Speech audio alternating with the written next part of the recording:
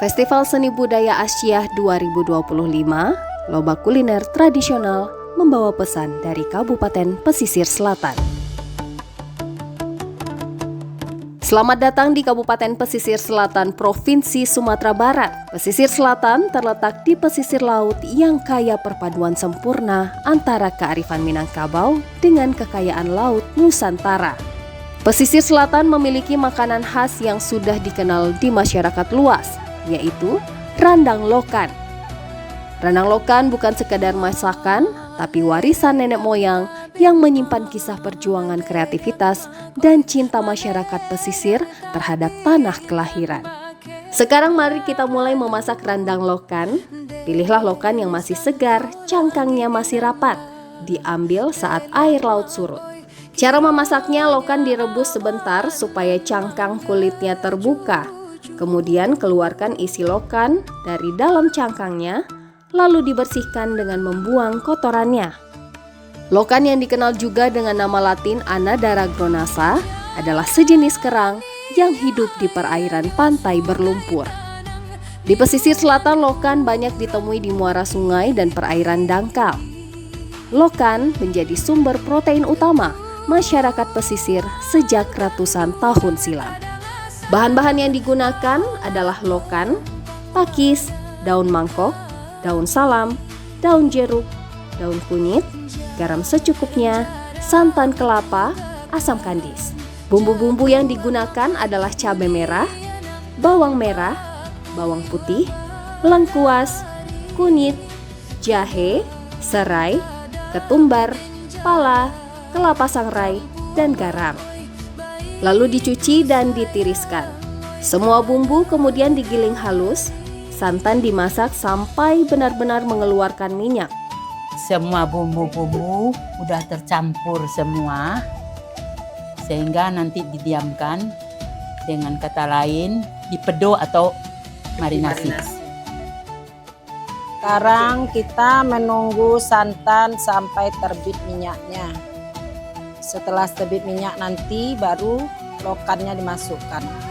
Lokan atau kerang di pesisir selatan berbeda dengan kerang di daerah lainnya. Di sini, lokan memiliki tekstur yang kenyal, rasanya gurih, kombinasi sempurna untuk menjadi bahan masakan istimewa.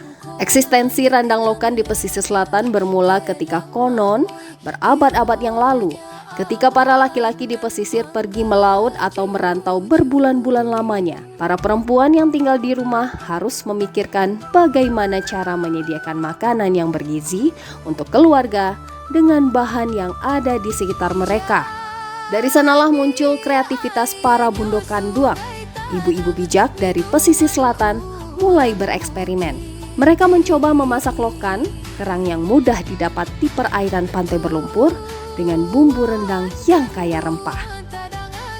Percobaan pertama mungkin tidak sempurna, akan menjadi alot jika terlalu lama dimasak. Bumbunya pun harus disesuaikan, begitu juga teknik memasaknya berbeda dengan rendang daging. Setelah santannya terbit minyak, langsung dimasukkan lokan yang telah dimarinasi atau dipadu tadi. Setelah dicoba berulang kali, ditemukanlah resep yang tepat dan bisa diterima oleh masyarakat. Dari dapur ke dapur, dari ibu ke anak-anaknya, dan generasi ke generasi, resep rendang lokan terus diasah dan disempurnakan. Ini adalah wujud kecerdasan lokal. Ini adalah adaptasi budaya, dan ini adalah bukti bahwa tradisi tidak kaku. Ia hidup, berkembang, dan menyesuaikan diri dengan alam sekitar. Setelah warna santan berubah menjadi kecoklatan, masukkan pakis bersama daun mangkok yang sudah diiris halus. Semua diaduk sampai warna rendang menjadi kehitaman. Hingga kini randang lokan telah menjadi salah satu usaha andalan masyarakat di pesisir selatan. Usaha ini tidak hanya dijalankan dalam bentuk industri rumahan, tetapi juga telah berkembang menjadi usaha mikro, kecil, dan menengah UMKM. Penjualannya kini tidak hanya dilakukan secara offline, tetapi juga melalui sistem online. Bahkan pesanan datang bukan hanya dari dalam negeri, melainkan juga dari luar negeri. Dalam budaya Minangkabau tidak ada yang tanpa makna.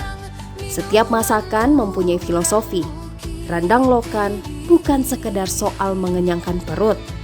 Ia mengajarkan kita tentang kesederhanaan, kemandirian, kearifan lingkungan, kebersamaan. Kesederhanaan ketika diolah dengan cinta dan kesabaran bisa menjadi istimewa.